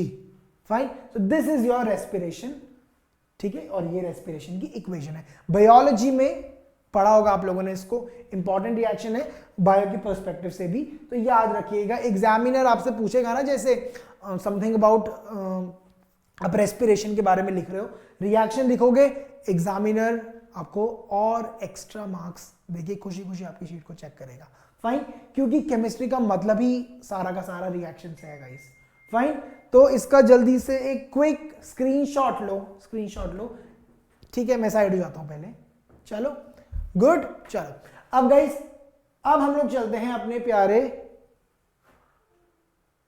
अच्छा ये एक्सोथर्मिक रिएक्शन के बारे में और है गाइस यहाँ पे, क्योंकि मैंने नोट्स भी प्रिपेयर करे थे, इसलिए वो सब एक साथ आपको दिख रहा है। तो guys, a chemical reaction in which energy is released, पढ़ लिया हमने ऑलरेडी, कितनी बार पढ़ेंगे, टू फॉर्म हीट, लाइट और साउंड। ये इंपॉर्टेंट है, ये आपका इंपॉर्टेंट है। एनर्जी जो रिलीज करती है वो गाइस छोटी क्लासेस में जनरली पढ़ा दिया जाता है कि सिर्फ हीट फॉर्म तरीके से ही होती है, बट ऐसा नहीं है। It could be in the form of sound as well, अभी हम देखेंगे कैसे, and it could be in the basis of light as well. तो जो भी रिएक्शन में आपकी एनर्जी रिलीज होती है, एनर्जी रिलीज होती है, it can B in the form of heat, it could be in the form of light, and it could be in the form of sound. तो इस तरीके की रिएक्शंस को ही हम लोग क्या बोल देते हैं, exothermic reactions. Fine, example guys जो डेली लाइफ में आप लोगों ने बहुत बारी देखे होंगे, बर्निंग ऑफ फ्यूल्स। फ्यूल्स, गाड़ियों में आप फ्यूल डालते हो तो उसकी वजह से हीट भी होती है और लाइट भी रिलीज होती है, क्योंकि कोल से बिजली को बनाया जाता है। कॉम्प्लेक्स प्रोसेस है, दैट इज डिफरेंट, अभी हम लोग सिर्फ डेली लाइफ में इनकलकेट करने की कोशिश कर रहे हैं, so that's fine. Second, respiration, glucose breaks down to release energy. Respiration में क्या होता है, जो आपका ग्लूकोज है वो ब्रेक करता है to give you energy. Fine, next energy देता है, पढ़ने की एनर्जी देता है। Fine, next being explosion of fire crackers. जब आप पटाखे फोड़ते हो, पटाखे फोड़ने के टाइम पे यू माइट हैव नोटिस बहुत साउंड आता है, वहां पे नॉइस पोल्यूशन भी होता है, तो एनर्जी रिलीज होती है ना in the form of heat, light, चिंगारियां, स्पार्कल भी दिखते हैं आपको in the form of light and sound. Fine, कभी देखो पटाखा फटने के बाद गाइस, हाँ पहले मत कर लेना, खतरे में आ जाओगे, फटने के बाद उसको टच करना, वो गर्म भी हुआ होता है। Fine, that is the heat. Fine, heat भी देता है, गर्मी भी बढ़ाता है, हीट भी है, लाइट भी है और साउंड भी है, इसीलिए बोलते हैं पटाखे थोड़ा सा कम जलाओ। Fine, next being guys, chemical example क्या हो सकता है आपका, कंबशन ऑफ मीथेन। मीथेन को आप कंबशन करोगे मीथेन का, तो भी क्या होता है आपके पास, एक्सोथर्मिक रिएक्शन। इसकी वजह से क्या होता है guys, temperature of the surroundings increase. Temperature क्या होता है सराउंडिंग्स का, बढ़ जाता है, क्योंकि एनर्जी रिलीज होती है। Fine, next, product have lower energy than the reactants. Reactants की एनर्जी जितनी ज्यादा थी, प्रोडक्ट की उतनी ज्यादा नहीं होती है। Then you have common in combustion and respiration. Combustion में और रेस्पिरेशन में ही ये इंपॉर्टेंट है। Fine guys, take a quick screenshot, फिर चलते हैं नेक्स्ट स्लाइड में। सॉर्टेड है। चलो अब भागे हैं finally guys towards your endothermic. Exo में क्या हो रहा था, एनर्जी रिलीज हो रही थी, एंडो में क्या होता है, एनर्जी अब्सॉर्ब होती है। तो reactions which occur by the absorption of heat are called as the endothermic reaction. वो हीट को अब्सॉर्ब करते हैं और उसके बाद जो है रिएक्शन होता है। Fine guys, this is your exothermic reaction. Fine, तो देखो फेरस सल्फेट FeSO4 हीट दी आपने, ब्रेक हो गया, ferric oxide, sulphur dioxide and sulphur trioxide. मुझे कमेंट सेक्शन में बताना ये किस टाइप की रिएक्शन है, कॉम्बिनेशन, डिस्प्लेसमेंट एक्सेट्रा वाली। Fine, next guys, limestone break हो, हीट दी आपने, हीट उसने अब्सॉर्ब करी और ब्रेक हो गया CaO में और CO2 में। फाइन, इंपॉर्टेंट रिएक्शंस हैं दोनों, स्क्रीनशॉट लो जल्दी। गुड, चलो अब गाइस इस वाले पेज को मैं अभी थोड़ा सा साइड में रखता हूं, इसको हम लोग लास्ट में डिस्कस करेंगे। रैंसिडिटी को कि पढ़ लें, इसको बाद में पढ़ेंगे तो बेटर रहेगा, अच्छे से समझ में आएगा आपको। फाइन, इसको मैं अभी होल्ड पे रख रहा हूं, आगे बढ़ रहा हूं गाइस टू कोरोजन पे। वेरी इंपॉर्टेंट शॉर्ट क्वेश्चंस भी यहां से आते हैं, स्पेशली प्रिवेंशन वाले मेथड से। अब कोरोजन होता क्या है गाइस, द फिनोमिना, पहले मैं आपको समझा देता हूं कोरोजन है क्या। देखो आपने नोटिस किया होगा जब भी आप आयरन रॉड को ऐसे खुले में रख देते हो, बाहर पानी पड़ रहा है, उस पर सनलाइट पड़ रही है एक्सेट्रा एक्सेट्रा, तो उस पर रस्ट डेवलप हो जाता है। This is your corrosion. Fine, तो वहीं यहां पे लिखा है the phenomena in which metals are slowly eaten away. अब खा नहीं जाता, कमजोर हो जाता है metals. Fine, metals are slowly eaten away by the reaction of air, water, chemical present in the atmosphere is called as corrosion. Fine, fine, fine, fine, sorted। देखो easy है और ये important है, you can get this in your exams as well.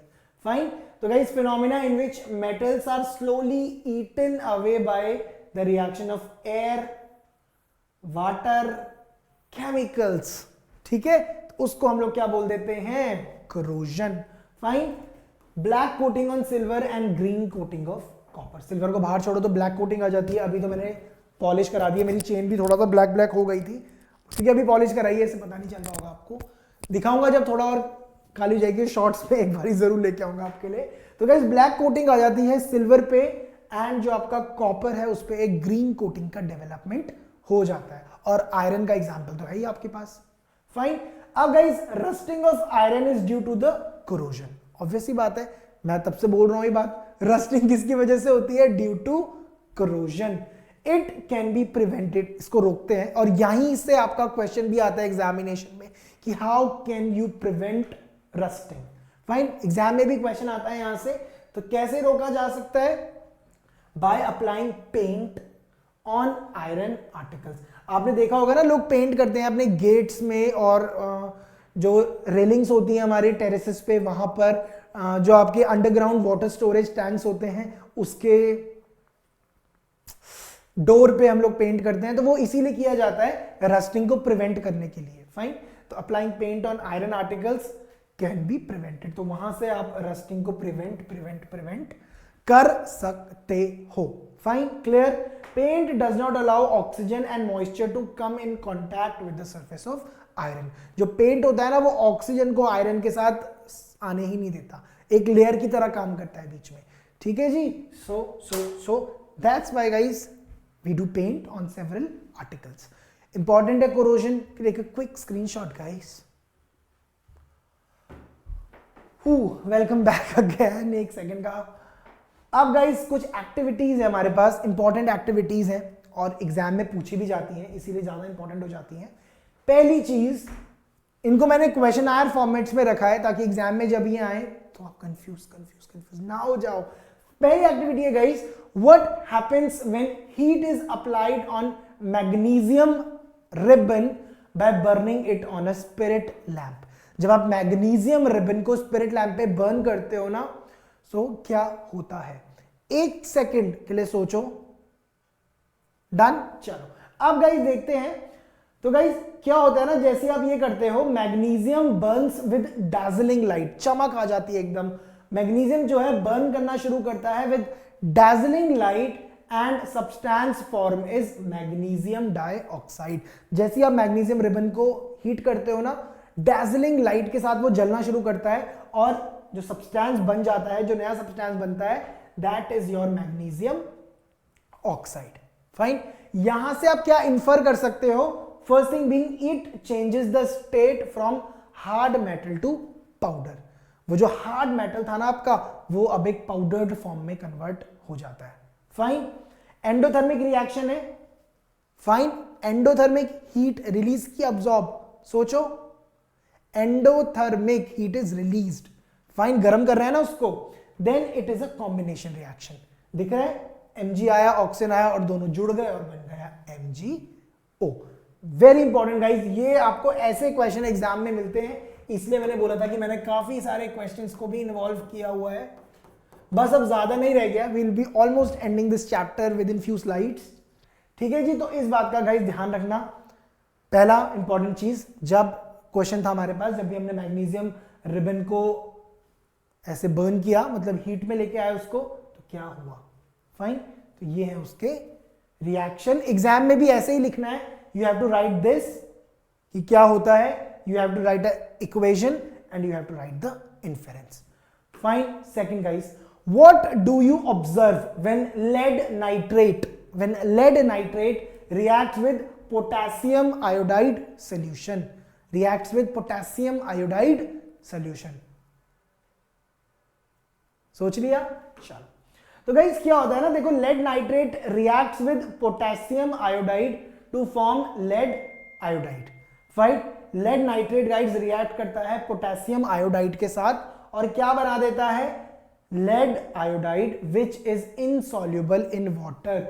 यहां से guys आपके दिमाग में आ जाना चाहिए कि क्योंकि इनसॉल्युबल है पानी में, तो कुछ तो झोल है भैया, मतलब बन रहा है पीपीटी। और पीपीटी को, जो कि इनसॉल्युबल है, कैसे दिखाते हैं रिएक्शन में? इस तरीके से। तो ये लिखा हुआ है यहां पे, और यहां पे लैंग्वेज फॉर्म में लिखा हुआ है कि lead nitrates react with potassium iodide to form lead iodide which is insoluble in water. This lead iodide is insoluble in water, यही है precipitate.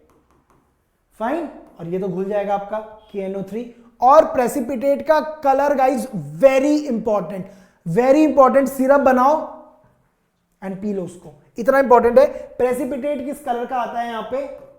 It is of yellow colour. अल्लो मत बोलना, it is of yellow colour. Fine guys, question भी देखो ऐसे ही बन के आएगा। जैसे लिख देगा, क्या लिख सकता है, जैसे लिख देगा lead nitrate is having its reaction with A, इसको वो A बोलेगा a yellow PPT is formed, tell the name of that yellow PPT. तो आपको ये वाली रिएक्शन जो है याद रखनी है, इतनी इंपॉर्टेंट है गाइस ये। मैं फिर से बोल रहा हूं, पीपीटी का कलर, फाइन, और क्या क्या रिएक्शंस और उनके इन्फेरेंसेस होते हैं वो आपको याद रखना है। तो क्या क्या इन्फर करा आपने? It changes the state from liquid to solid. Fine. Double displacement reaction है, फिर से इंपॉर्टेंट है, टाइप ऑफ रिएक्शन भी लॉन्ग क्वेश्चंस में ऐसा पूछता है, पैरावाइज क्वेश्चन का बहुत फैशन है आजकल, पूछा जाता है। तो रिएक्शन का टाइप क्या है? It is a double displacement reaction. And तीसरी बात, it is a precipitation reaction. देखो पीपीटी बन रहा है हमारे पास, फाइन, और पीपीटी का रंग क्या है? रंग है गाइज येलो। फाइन। नेक्स्ट चलते हैं, which gas will evolve when zinc metal reacts with dilute hydrochloric acid? Zinc का रिएक्शन हो रहा है HCl के साथ, डाइल्यूट HCl के साथ। आपने HCl को देखा होगा शायद अपने केमिस्ट्री लैब में अगर जाते हो तो। यहां पे क्या हो रहा है गाइस? पूछ रहा है कि जब जिंक भैया जी का रिएक्शन कराओगे किसके साथ? डाइल्यूट HCl के साथ, तो क्या चीज जो है निकल के आएगी? तो आ जाओ देखते हैं फिर। तो guys, when zinc reacts with dilute hydrochloric acid, zinc chloride यानी कि ZnCl2 is formed and bubbles of hydrogen gas are observed. कौन से बबल्स, किस गैस के बबल्स आते हैं? There are the bubbles. अरे भैया क्या कर रहे हो? There are the bubbles of hydrogen gas. तो यहां पे भी पैरावाइज बन सकता है गाइस कि whenever zinc reacts with dilute, ये इंपॉर्टेंट वाला है, ये आपको अगर इस साल आपके एग्जाम में भी दिख जाए ना, याद करोगे कि किसी ने तो बताया था, प्रतित भैया ने बताया था शायद। फाइन, तो याद रखना गाइस, जब भी जिंक को आप रिएक्ट करवाओगे किसके साथ, किसके साथ, किसके साथ, किसके साथ, HCl के साथ, डाइल्यूट HCl के साथ, तो ZnCl2 बनता है and a gas is formed with bubbles, name the gas. ऐसा क्वेश्चन फॉर्म कर देगा तो आपको बताना है कि वो बबल्स कौन सी गैस के आते हैं। Those bubbles are of hydrogen gas. मानो या ना मानो गाइस, मेरी बात मान लेना पर इंपॉर्टेंट है, कौन सी गैस के बबल्स देखने को मिलते हैं इस रिएक्शन में, it is your hydrogen gas. Clear है? चलो इन्फ्रेंस क्या क्या निकाल सकते हैं guys, evolution of hydrogen gas और evolve with the pop sound. देखो ये रिएक्शन मुझे ध्यान है हल्का सा, हमने केमिस्ट्री लैब में की थी ये वाली रिएक्शन, और वो पॉप सा साउंड आता है। पॉप मतलब जैसे आपने वो खाए होंगे ना, क्रैकर्स आप खाते हो तो थोड़ा सा पॉपिश साउंड आता है। कैसे बताऊं मैं आपको, जैसे वो पटाखे भी आता है तड़क तड़क तड़क इस तरीके से फूटता है ना, तो ये वही वाला साउंड है। Evolve with the pop sound upon a burning candle. Fine, यही बता रहा है आपको, ये लिखने की जरूरत नहीं है, एक्सोथर्मिक रिएक्शन है, heat energy is released, oxidation reaction as hydrogen is removed. Very important inference यहां पर गाइज, ये एक ऑक्सीडेशन रिएक्शन है क्योंकि हाइड्रोजन को यहां से हटा दिया जाता है। सॉर्टेड है, क्लियर है? चलो, it is also a displacement reaction, हटा दिया है तो ये एक डिस्प्लेसमेंट रिएक्शन है। चलो गाइज, ले लिया स्क्रीनशॉट मैंने, एकदम से सिस्टम खोला गाइज, लाइट चली गई थी बट एकदम आ गई, वो सिर्फ स्क्रीन बंद हुई थी एक सेकंड के लिए। फाइन, चलो अब गाइज हम लोग कहां पे हैं, नेक्स्ट एक्टिविटी करते हैं। What happens when quicklime is mixed with water. ये रिएक्शन तो आपने जरूर देखी होगी अपने घर में, केमिस्ट्री लैब तो छोड़ ही दो। जब आप कैल्शियम ऑक्साइड मतलब चूना, चूना आपने सुना होगा ना, वो व्हाइट कलर का होता है, पानी में डालो उसको तो विग्रस रिएक्शन होती है, बिल्कुल उबलने लग जाता है पानी, it start to like boil. तो ये वाली जो रिएक्शन है वो यहां पे होती है। तो वहीं यहां पे लिखा है what happens when quicklime is mixed with water. तो जब आप क्विकलाइम को यानी कि चूने को पानी में मिक्स करते हो तो एक विग्रस रिएक्शन होती है with water to produce slaked lime. Slaked lime यहां पे बन जाता है जिसका दूसरा नाम है calcium hydroxide and a large amount of heat. यहां पर गाइस लार्ज अमाउंट की जो हीट है वो निकलती है। करके देखना, आप लोग तो करोगे, आप बच्चे हो अभी, घर पे पेरेंट्स से बोलना कि थोड़ा सा चूना दे दो यार, लाके रिएक्शन देखनी है, ठीक है। तो इन्फ्रेंस गाइस कॉम्बिनेशन रिएक्शन है, पहली बात तो आपको दिख रहा होगा, टू कंपाउंड्स मिलके एक सिंगल कंपाउंड बना रहे हैं, एक्सो है कि एंडो है, देखो हीट निकल रही है, it is an exothermic reaction. Fine, अब गाइस अगली एक्टिविटी वो, अच्छा स्क्रीनशॉट ले लो यार, अच्छा मैं साइड में तो हूं, स्क्रीनशॉट लो, क्लियर है। चलो अब guys what happens when calcium hydroxide reacts with carbon dioxide. तो देखो कैल्शियम हाइड्रोक्साइड का जब आप रिएक्शन कराते हो ना कार्बन डाइऑक्साइड के साथ, तो कैल्शियम कार्बोनेट बनता है अलोंग विद पानी, पानी, पानी। फाइन, तो guys this is a combination reaction that occurs during white wash, पुताई करते वक्त। लाइम वाटर, ठीक है, reacts with carbon dioxide in atmosphere to form a thick coat, एक थिक कोट का फॉर्मेशन हो जाता है कैल्शियम कार्बोनेट का। फाइन, इसका तो आप स्क्रीनशॉट ले लो यार, ये इंपॉर्टेंट है और ये इजी है, इसलिए ज्यादा डिटेल में नहीं जा रहे हैं, स्क्रीनशॉट लो, कम ऑन। चलो आगे बढ़ते हैं। अब guys what happens when ferrous sulfate, this is a very important reaction, what happens when ferrous sulfate crystals are heated in a dry boiling tube over a burner। boiling tube पे जब हम उनको क्या करते हैं, क्रिस्टल्स को heat करते हैं, तो guys the green colour of ferrous sulfate crystals changes to brownish black ferric oxide। ठीक है, ठीक है, लिख लेते हैं थोड़ा सा। तो गाइज इस टाइम पे क्या होता है ना, the green colour of ferrous sulphate, जो कि आपका फेरस सल्फेट है, ग्रीन कलर का चेंज हो जाता है ब्राउनिश ब्लैक फेरस ऑक्साइड पे। यहां पे लिखा हुआ भी है, ये ब्राउनिश, यहां पे ये ग्रीन कलर का होता है और यहां पे ये ब्राउनिश ब्लैक हो जाता है, ठीक है जी। और एक बर्निंग स्मेल आती है गाइज सल्फर डाइऑक्साइड की, जो सल्फर डाइऑक्साइड की एक बर्निंग सी स्मेल हम लोग ऑब्जर्व करते हैं। इसमें एक और कंपाउंड बनता है विच इज सल्फर ट्राइऑक्साइड। ठीक है, smell due to burning sulphur dioxide, ये भी गाइस पैराग्राफ में पूछ सकता है कि smell of burning sulphur dioxide is there, तो फिर वो कुछ भी क्वेश्चन फ्रेम करेगा। थर्मल डिकम्पोजिशन है guys and it is an endothermic reaction, क्योंकि हीट कर रहे हैं, याद है ना, हीट कर रहे हैं उसको। ठीक है जी, अब इंपॉर्टेंट है ये वाली फिर से, what happens when lead nitrate is heated in a boiling tube over a burner. तो ये है आपका लेड नाइट्रेट, इसको हमने क्या करा, हीट करा, और हमें क्या मिला गाइस, लेड ऑक्साइड मिल गया, यू गॉट नाइट्रोजन डाइऑक्साइड, और आपको मिला ऑक्सीजन। पंजेंट स्मेल आती है guys, pungent smell, brown fumes are evolved due to NO2 gas, NO2 की वजह से पंजेंट स्मेल आती है और ब्राउन फ्यूम्स आर इवॉल्व्ड। ठीक है, एंड गाइस रेसिड्यू भी बच जाता है लेड ऑक्साइड का, इस बात का ध्यान रखना। और जो पीपीटी है गाइस, इस लिखा है यहाँ पे, हाँ लिखा है ब्राउनिश कलर का जो है पीपीटी आपका बनता है, यहाँ पे ब्राउनिश पीपीटी आता है। ठीक है, तो पीपीटी यहाँ पे लिख भी देता हूं मैं,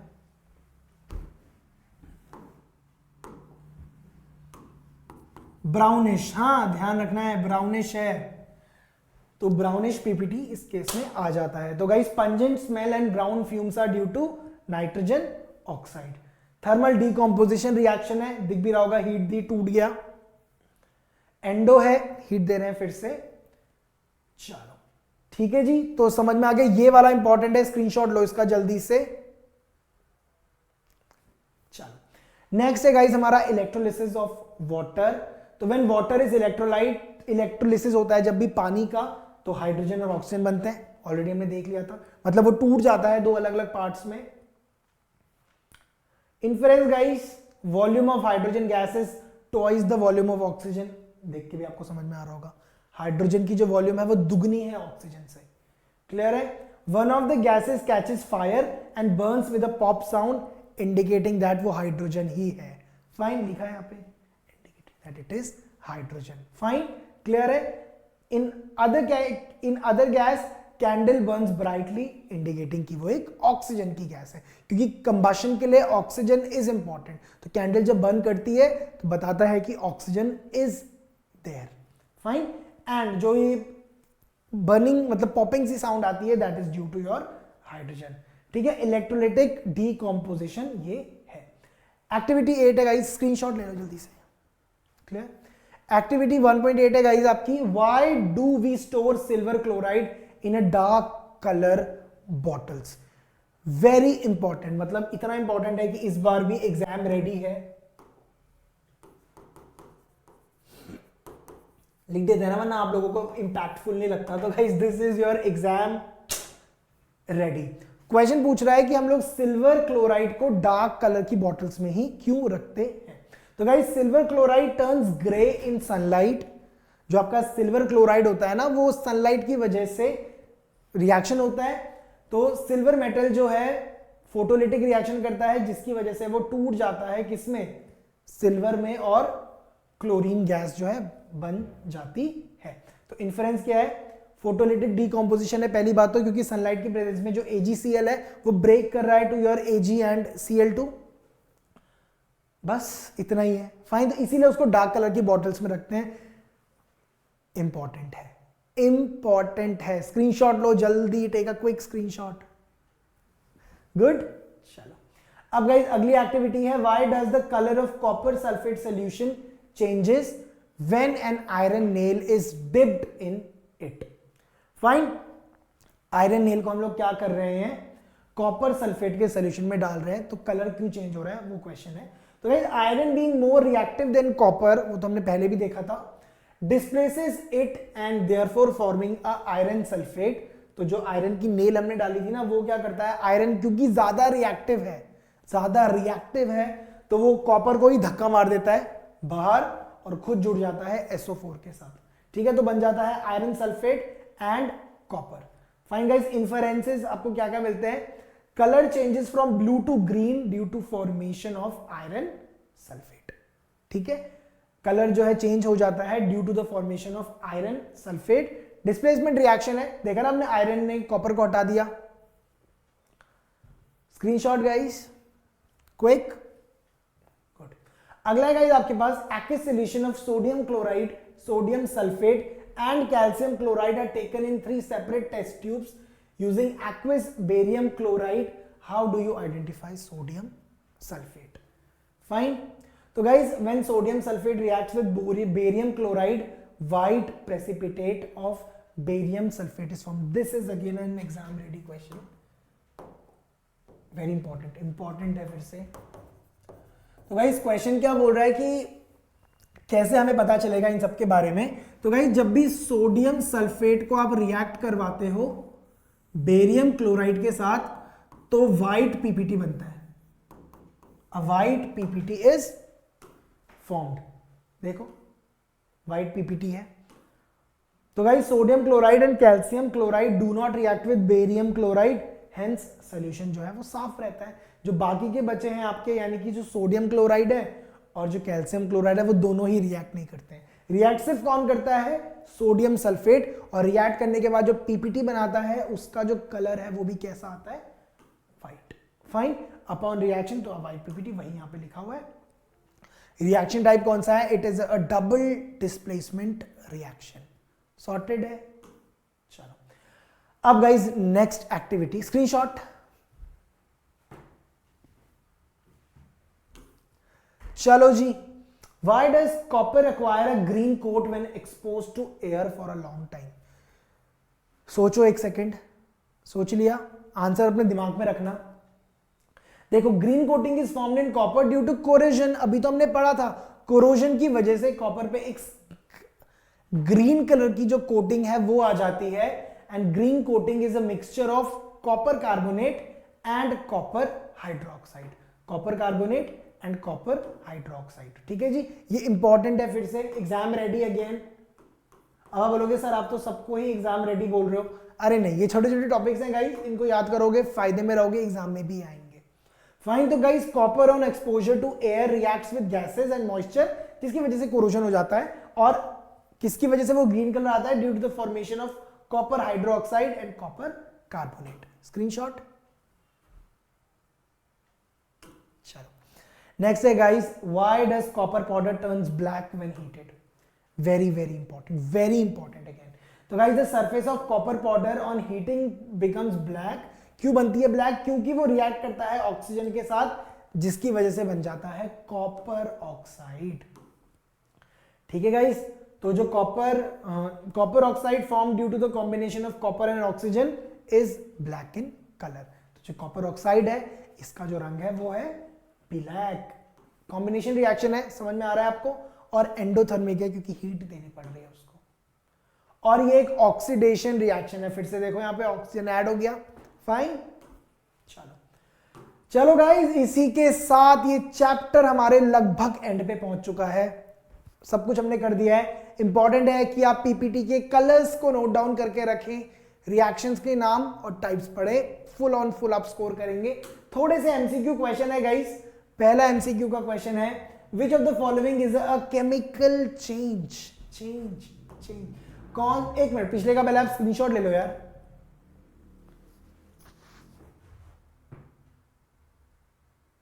गुड। चलो अब आ जाओ guys, which of the following is a chemical change? बहुत लंबी चौड़ी क्लास हो गई है। क्या था आपका केमिकल चेंज? बताओ। Melting of ice. अच्छा, कौन बोल रहा है? मेल्टिंग ऑफ आइस नहीं है गाइस, बॉइलिंग ऑफ वाटर नहीं है। कौन सा है फिर?